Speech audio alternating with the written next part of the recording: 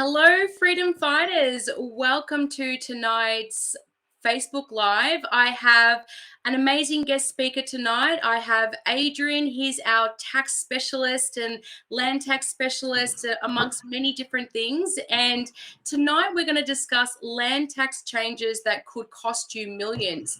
So if you can hear me loud and clear, I'd love it if you can just type in the chat G to G, good to go, so that I know that you can hear us loud and clear. If you are watching tonight's session live, hashtag live. And if you are watching the replay, hashtag replay. So Adrian, over to you. Tell us about these new land tax changes and how we could save money on it or how it could cost us. Right. So in particular, we're looking at land tax changes in Victoria. And there's been some temporary land tax surcharge introduced, apparently about the COVID-19 debt to repay all of the money that the Victorian government has wasted. And another one. We're going to pay for what happened during COVID. Yeah, but what I find funny about this is that this is a temporary land tax surcharge. Now, I'm going to play a little bit of tax trivia with people. So forgive me if this is either the most boring or perhaps the most interesting thing that you've done, but tax trivia. So I'd like people to play at home and make some comments. And I'd like you to tell me which Australian tax, this is not an obscure one as well, this is an Australian tax, was introduced as a temporary measure, so tell me which tax and when was it introduced. All right, open the floor for comments. Please also, any comments? If you've got questions, type in the chat your questions so that we can get those answered. And the relevance of this is like we look at history, we can see what's happened in the past and look to see what might happen in the future. And so we have this temporary land tax surcharge in Victoria, and can we trust the government? Who out there trusts the government that this will be temporary and they will get rid of this? And so once we get to the answer of this, there's a very famous Australian tax. This is not obscure. This is not like mineral rent resource tax. This is not. This is something that's common that everyone knows, and it was introduced as a temporary measure. So do we have any comments? We do. We've got the Murray River Levy. We've also got the Murray River Levy. I like that. I'd like to say, can we think bigger? 283 super tax. 283 super tax. Yeah. Let's go bigger. I want to go bigger. Something. This is not a small tax. It's not an obscure tax. But this was a tax that was promised to be a temporary measure. I don't think we have any other comments. Don't have any other comments. Okay. So we're going. So it's actually income tax. Income tax.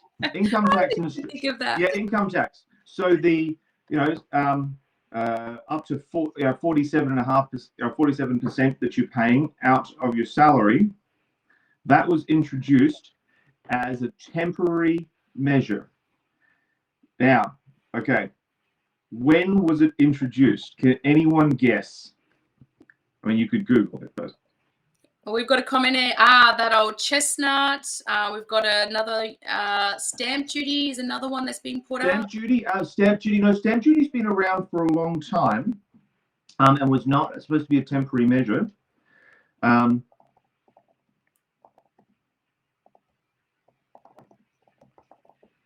When do we have income tax?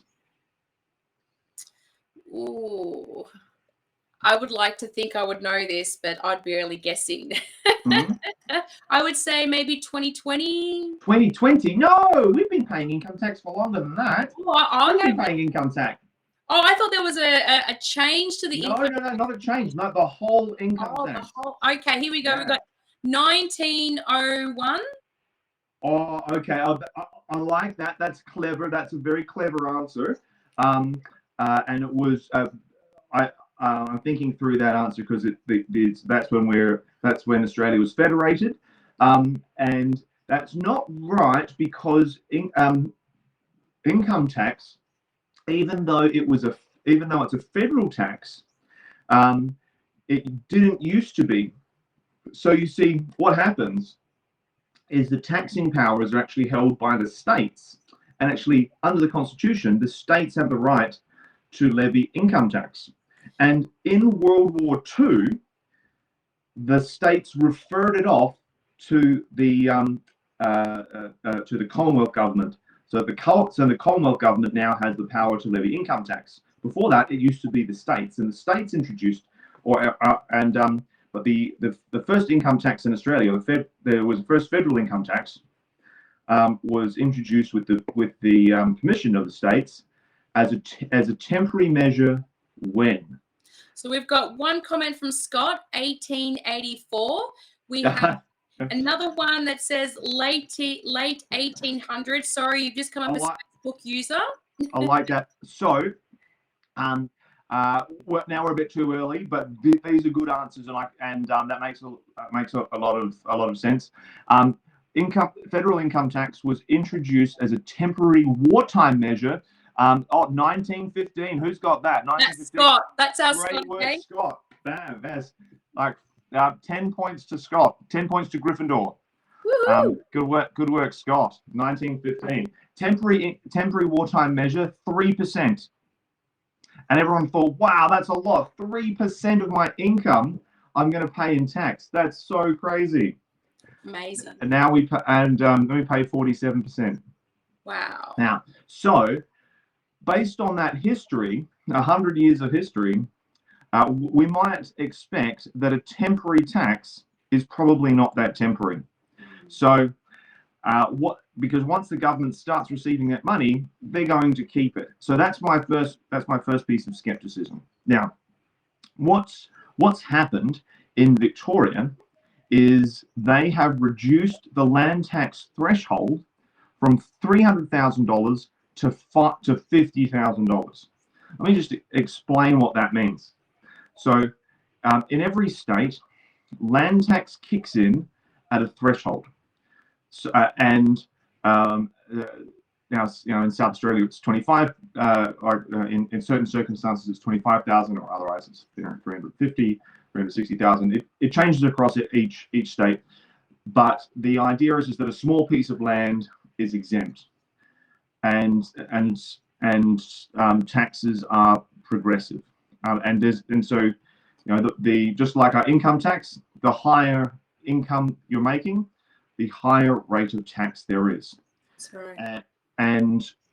Now what they have done in Victoria is they have slightly increased the maximum rate by 0.1%, but then they have reduced the threshold, and so you'll start paying land tax even with $50,000 worth of property. Now, something that's interesting about this from a practical perspective is that actually I had a client the other day who has a very expensive apartment, and a premier apartment at the top of the building, and I got their land tax bill, and it was $500. I was like, what's happened? Is there a mistake there? And I look at the land value of this apartment, it was $50,000. And because on this massive tower, or the bit of land that they have is this tiny little piece. Now, so what that means, so the way land tax is calculated is it's not taxed on the entire value of the property, it's taxed on the value of the land. And that's a little bit weird, because what they do is, what the government does is tries to calculate how much your property, your house, would be worth if there was no house on there. So if all the improvements are removed, the house, the garage, the trees, everything was knocked down, and and you're just taxed on the value of the land. Now, that's kind of a difficult thing for them to calculate, because there's lots of sales of houses and apartments and units and so on, but far fewer sales of vacant land. That's right. Now, so there are calculation problems, and so often the value of the land can be problematic. But what happens is they'll calculate this value of the land, and so you're assessed on that. So you might have a $500,000, you might have purchased a property for $500,000, but it could be that the house on that is worth 300 and the land is worth 200. Now, in most states, you'll have an exemption for your principal place of residence. And so, I'm going to ask that, is this just for investors, or is this just occupiers as well? Like, is it for both or just one? So it hits land tax is primarily charged upon investors. Mm-hmm. So all those holiday houses that Melbourne's have, investment properties or second, third properties in Melbourne, look out. Yeah. Well, what the governments are hitting is aspirational, aspirational investors. People who have 1, 2, 5, 10, 20.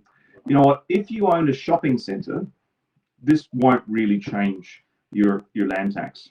Right. Like if you own $100 million worth of property, it'll be a little bit more. But because it's not changing the headline rate, or it's changing the headline rate by 0.1%. Got it. So just a quick question on that. So if you're an investor living in Melbourne, is this land tax only for properties that you own in Melbourne or in Victoria, or could this extend to properties you have interstate because you live in Melbourne? It's based just on the properties that are in Victoria. Yes. So I'm like, woo! I'm so blessed that my property portfolio is interstate right now and not in-state. It's not a bad idea from a land tax perspective to have a portfolio across around states. Now, let me just I'll come to the reason why, but the way this surcharge works is, let's say you had a property that's worth $500,000 and it's got $300,000 worth of house and then $200,000 worth of land. Now, previously, this investment property, you wouldn't pay tax on there because it's below the land tax threshold of $300,000. Now, you're going to pay tax.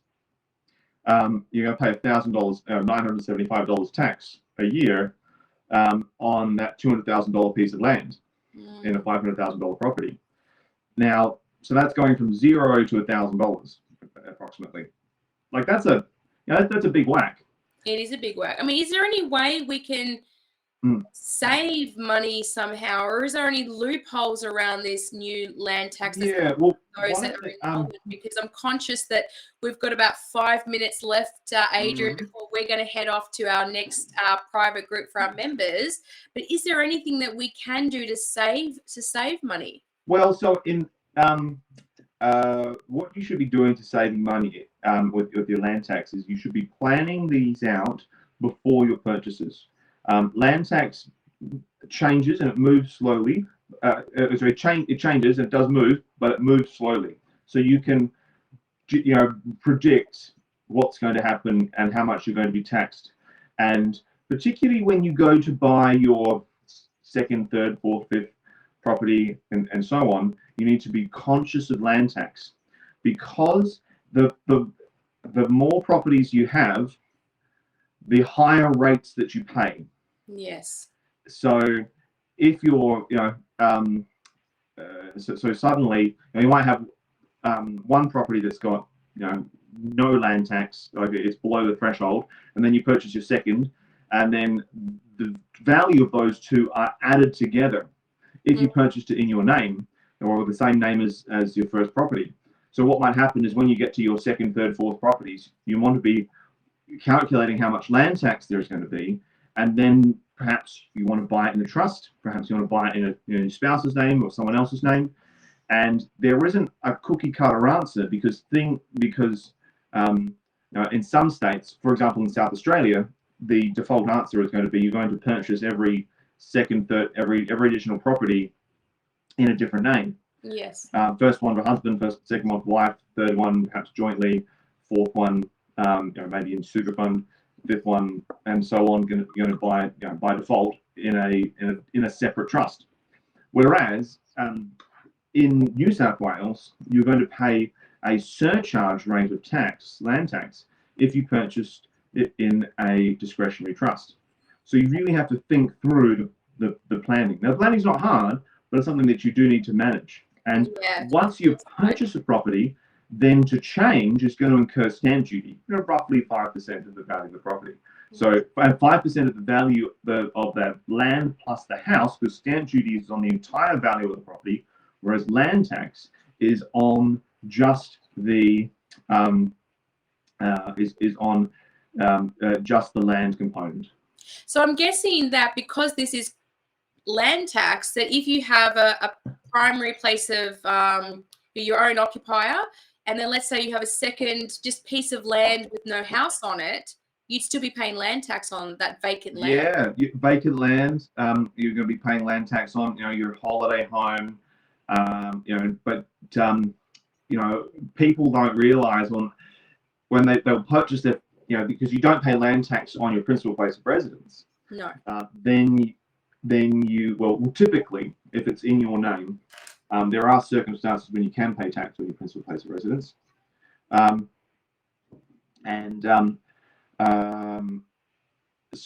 when you purchase investment properties, this is a really important thing to consider.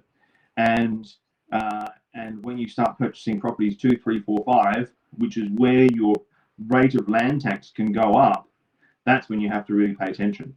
Yeah, I can imagine. So Victorians out there, start thinking ahead, start planning, work out the numbers. I mean, are there any other options that? Well, so some simple things, changing who is the owner. So you have you might have your wife, the first one, and the first investment property, and husband for the second one, and then perhaps jointly, depending on the state, you might be able to separate out the properties. Then another thing is purchasing through trusts. Another thing is purchasing through different, in different states, because the value of land in different states is not aggregated.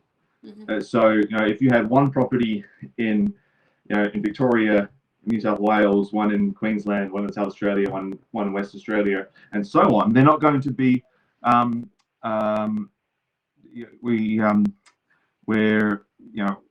not going to be aggregated together.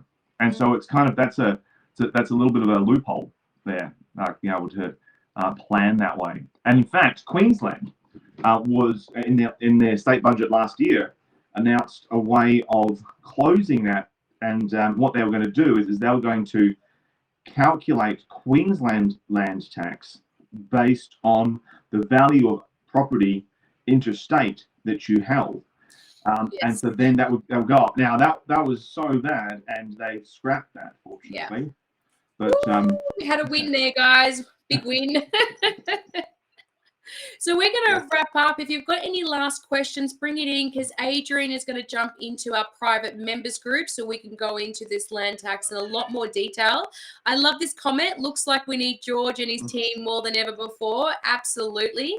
I do know we had one question earlier that I'm just going to bring that up. Somebody wanted to know, are there any agendas in reference to New South Wales with land tax in the future that you know of, or is everything? Yeah, well, so New South Wales budget is in September, so we're not going to hear their budget for another 6 weeks. But New South Wales, they're trying to increase their land tax and reduce their stamp duty, and trying to transition away from stamp duty to a land tax. Now that's ACT has announced that, and it's got a 10-15 year phase-in period. But I would be looking to that in a switch to land tax in New South Wales, and I would say probably over the next 10 years.